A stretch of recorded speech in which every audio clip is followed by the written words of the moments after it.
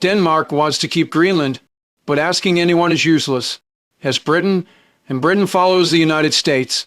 Ask Germany, and Germany does not dare to touch the nuclear issue. Ask the EU or NATO, and they're even more empty shells. After all calculations, only France remains.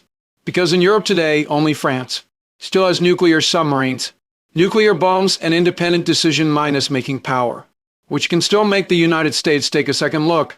Don't underestimate this issue. The United States has had its eye on Greenland for more than a day.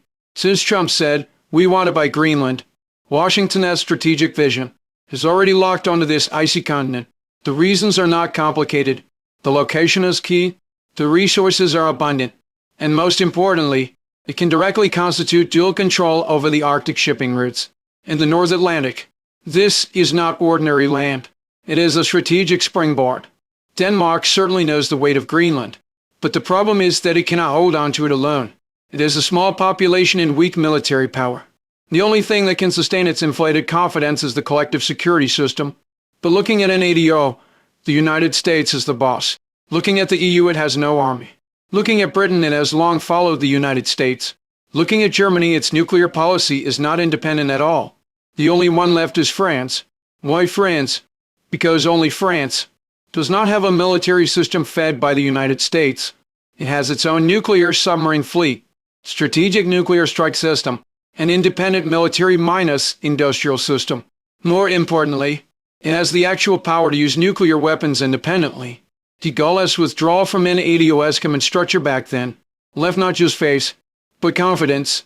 Today, only France and all of Europe can still give the United States a sense of wariness. Moreover, France is not without ideas regarding the Greenland issue. Arctic affairs are already part of Paris' Polar Plan.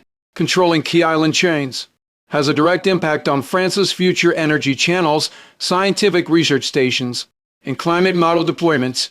Once Denmark speaks up, France may indeed intervene strategically, not only with military support, but more likely by wearing the cloak of the EU and using the shell of security responsibility to hold the line for Denmark for a while. But this is also Europe's last facade. If even France chooses to remain silent, it means that the entire Europe, in the face of the United States, not only loses its military voice, but also completely abandons independent strategic judgment. This is not a question of winning or losing Greenland alone. It is a life minus or minus death moment for Europe's strategic character.